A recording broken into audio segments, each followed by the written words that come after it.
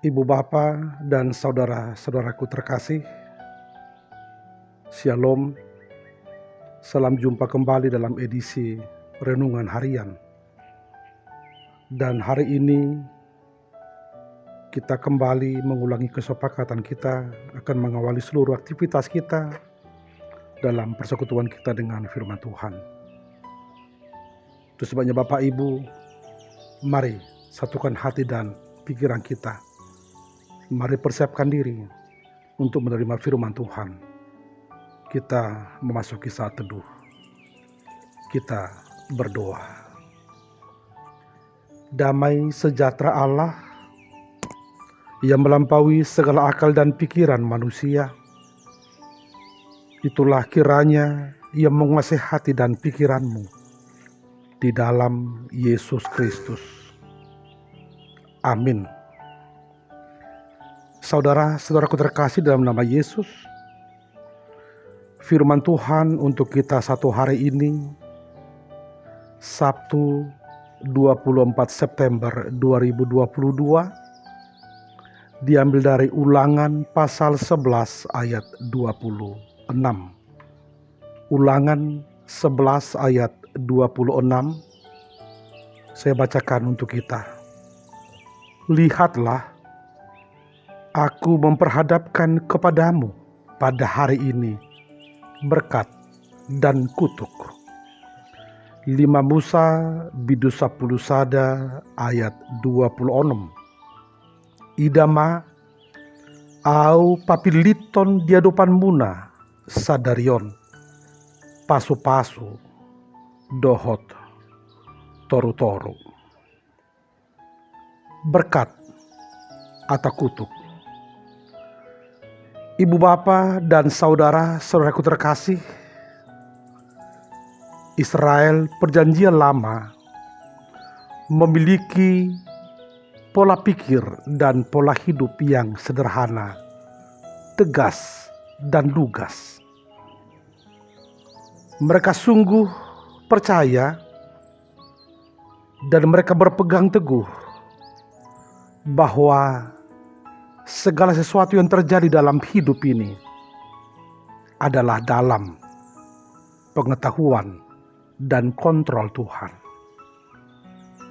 Tidak ada dalam hidup ini yang tidak Tuhan ketahui. Tuhan mengetahui segalanya. Di sisi lain, umat Israel juga percaya bahwa berkat datangnya dari Tuhan. Segala sesuatu yang membawa kebaikan dan kesejahteraan dalam kehidupan manusia adalah pemberian Tuhan. Itu sebabnya Bapak Ibu, Israel sebagai umat Allah punya paham yang jelas, yang selalu mereka hidupi, yang selalu mereka pegang, terutama ketika mereka berhadapan dengan firman Tuhan. Paham itulah yang disebut paham teodisi. Teodisi dari kata theos dike, pengadilan Allah. Orang Israel percaya bahwa orang baik, orang percaya, orang kudus, orang yang setia kepada Tuhan selalu diberkati oleh Tuhan. Dan sebaliknya orang jahat, orang yang selalu berbuat kejahatan, berbuat perbuatan yang tidak Tuhan kehendaki, akan selalu dihukum oleh Tuhan Allah. Berangkat dan bertitik tolak dari paham ini, maka bangsa Israel selalu percaya ketika seseorang sejahtera, dia beroleh kekayaan, dia beroleh apa yang dia inginkan, maka mereka selalu berkata, dia orang yang diberkati Tuhan. Dan sebaliknya, ketika dia menderita, ketika dia sakit, ketika dia sedang merana, mereka selalu menyimpulkan dia orang yang dihukum oleh Tuhan Allah. Akibatnya Bapak Ibu, ada pemahaman yang salah yang berangkat dari pemahaman terhadap teodisi. Pada akhirnya mereka melihat teodisi bukan lagi dari sudut pandang Allah, dari realisme Allah, tetapi dari sudut pandang manusia. Akibatnya mereka seperti mengatur pola tindak dan cara Tuhan mengambil kebijakan. Kita ambil contoh Bapak Ibu, kasus Ayub di kitab Perjanjian Lama. Ayub sebenarnya adalah orang saleh, orang percaya, orang baik. Tetapi iblis memohon kepada Tuhan supaya dia diizinkan untuk dicobai. Maka jadilah Ayub menjadi orang yang menderita. Dan hampir tidak ada penderitaan di dunia ini seberat penderitaan yang dialami oleh Ayub. Dia menderita lahir batin. Dia menderita dalam segala aspek kehidupannya. Bapak Ibu, menariknya, sahabat-sahabat Ayub, yaitu Elipas, Bildad, Sofar, dan Elihu, langsung memvonis dan mengatakan, Ayub, kamu orang yang salah. Kamu katakan selama ini kamu orang benar, orang saleh. Ternyata kamu menderita, kamu sakit, kamu jatuh miskin. Berarti kamu orang yang salah. Ayub juga sempat terpengaruh dengan kritik dan vonis sahabatnya. Itu sebabnya dia sempat menggugat Tuhan. Dia sempat menuduh Tuhan tidak adil. Untunglah Bapak Ibu, Ayub segera tersadar ketika Tuhan Allah menegur dia. Tuhan mengingatkan, menyadarkan Ayub bahwa tidak semua cara pandang, cara kerja Tuhan boleh dijangkau oleh pikiran manusia. Kenyataannya ialah ada banyak hal dalam hidup ini yang tidak bisa kita pahami dengan logika dan pikiran kita. Bapak, Ibu, dan saudara-saudaraku, kembali ke nas kita hari ini. Musa sebagai pemimpin umat Israel mencoba memberangkatkan umat Israel ke tanah perjanjian, tanah Kanaan, dengan pemahaman yang benar akan cara Tuhan bertindak. Musa membayangkan ada banyak tantangan yang akan dihadapi umat Israel setelah mereka menetap di tanah Kanaan. Musa menghendaki umat Israel tetap berpegang teguh kepada Tuhan sebagai sumber berkat dan sumber kehidupan. Ibu, bapa, dan saudara-saudaraku, itu sebabnya ketika umat Israel telah siap untuk memasuki tanah Kanaan, Musa mengajak mereka menjadi decision maker, mengambil keputusan, dan keputusan ini sangat menentukan ke depan apakah mereka akan memilih berkat atau kutuk. Merekalah yang menentukan cara mereka bertindak, cara mereka berperilaku dalam kehidupan sehari-hari. Saudara-saudaraku terkasih, sejarah membuktikan ketika umat Israel tiba dan menetap di tanah Kanaan, mereka jatuh bangun sebagai seorang pribadi, sebagai sebuah keluarga, maupun sebagai sebuah umat, sebuah bangsa. Sejarah juga membuktikan Bapak Ibu, ketika mereka setia kepada Tuhan, percaya dan menyembahnya Tuhan Allah, maka mereka diberkati oleh Tuhan Allah. Kehidupan mereka beroleh kenyamanan. Mereka boleh menikmati hasil dari perjuangan mereka, dan boleh mereka hidup dengan tenang dalam kehidupan sehari-hari.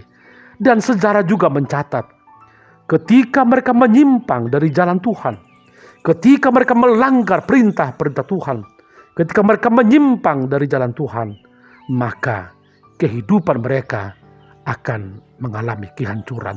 Tuhan Allah akan menggerakkan bangsa-bangsa sekitar untuk menghancurkan, untuk menjajah mereka, dan kehidupan mereka akan mengalami kesusahan. Itu sebabnya Bapak, Ibu, dan saudara-saudaraku, Musa jauh-jauh sebelum mengingatkan mereka betapa pentingnya menyerahkan diri sepenuhnya hanya kepada Tuhan. Mereka dituntut untuk menentukan pilihan sedari dini, berkat atau kutuk. Berkat itu artinya mereka selalu setia kepada Tuhan, dan kutuk itu artinya mereka beroleh hukuman Tuhan atas pelanggaran dan kejahatan mereka. Ibu, bapa, dan saudara-saudaraku terkasih, inilah firman Tuhan yang menjadi perenungan untuk kita, mendasari kita melakukan seluruh aktivitas kita satu hari ini, dan mewarnai pola pikir dan pola tindak kita. Dari nas ini kita mau diingatkan bahwa betapa pentingnya setia senantiasa kepada Tuhan. Mari pastikan Bapak Ibu, apapun pekerjaan yang kita lakukan hari ini, marilah kita lakukan pekerjaan yang baik, pekerjaan yang benar, pekerjaan yang seturut dengan kehendak Tuhan. Dan mari pastikan kita jauh dari pekerjaan-pekerjaan yang salah, yang jahat, dan yang tidak Tuhan kehendaki. Dengan pola pikir dan pola hidup yang seperti itu, kita percaya Bapak Ibu, kita akan beroleh berkat Tuhan yang berkelimpahan. Kita akan diizinkan menikmati hasil dari jerih payah, hasil dari perjuangan kita. Bapak Ibu, mari menyongsong, mari menyambut berkat Tuhan. Mari menerima kemurahan Tuhan ketika kita tetap setia kepada Tuhan. Nas ini juga Bapak Ibu mau mengingatkan kita bahwa tidak salah orang beroleh kelimpahan. Tidak salah menjadi kaya. Kaya juga adalah berkat Tuhan. Tetapi mari kita pergumulkan Bapak Ibu. Ketika kita beroleh kekayaan, mari pastikan itu kekayaan dari berkat Tuhan. Bukan kekayaan dari jalan yang tidak benar. Ibu, bapa, dan saudara-saudaraku, dengan hidup yang seperti itu, maka kehidupan kita akan indah. Kita boleh menikmati kehidupan ini di tengah pelbagai tantangan, di tengah pelbagai kesibukan. Kita boleh menikmati hidup dan hati yang senang. Kita boleh menikmati hari-hari kehidupan yang diberikan Tuhan. Saya mau menitipkan pesan Bapak Ibu. Sering sekali kita terlena dan terobsesi dengan kemajuan zaman ini. Katanya mencari kebahagiaan, mencari kesenangan, tetapi membuang ketenangan, membuang kenyamanan. Ada seorang pemuda dengan asiknya menikmati hobinya, mengail di satu tepi sungai. Tiba-tiba datang seorang bapa yang dari pakaiannya boleh dilihat dia seorang pedagang, seorang orang kaya, seorang pemilik perusahaan besar. Lalu penasaran dengan apa yang dilakukan pemuda ini, dia menjumpainya dan mereka pun mencoba membuka percakapan. Lalu si bapak bertanya, "Hai pemuda, ngapain kamu di sini?" Lalu si pemuda menjawab, "Seperti yang kamu lihat, saya mengail." Lalu si bapak lagi bertanya, "Untuk apa kamu mengail?" Lalu si pemuda menjawab, "Ini hobi saya. Saya mencari kesenangan. Saya mencari ketenangan." Bapak Ibu, perbincangan mereka berlanjut. Si bapak pun bertanya, berapa ekor ikan yang boleh dia peroleh satu hari? Dan akhirnya dia memberikan usul, "Mengapa kamu tidak berusaha mengembangkan usahamu ini? Mengapa kamu sabar hanya dengan mengail? Mengapa tidak mencoba mengembangkan usaha ini? Hingga kamu punya kapal untuk menangkap ikan, kamu punya perusahaan, kamu kaya, kamu punya banyak anggota, banyak karyawan. Mengapa bukan itu kamu lakukan?" Lalu si pemuda balik bertanya, "Kalau saya melakukan semuanya itu, untuk apa?" Lalu si bapak menjawab dengan lugas, "Ya supaya kamu bahagia." Lalu si pemuda berkata, "Bukankah dari awal saya berkata, saya bahagia dengan apa yang saya lakukan hari ini? Mengapa saya harus berlelah-lelah untuk melakukan seperti apa yang Bapak usulkan? Padahal saya sudah beroleh apa yang saya cari saat ini dan di sini." Ibu bapak dan saudara-saudaraku, terlalu sering kita terobsesi dengan dunia ini, dengan perkembangan zaman ini, dengan hiruk pikuk lingkungan sekitar kita.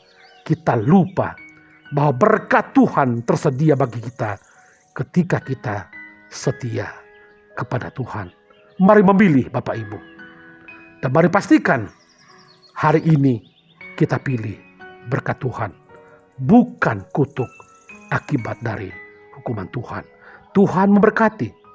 Tuhan senantiasa menyertai kita dalam setiap usaha kita satu hari ini. Shalom. Amin.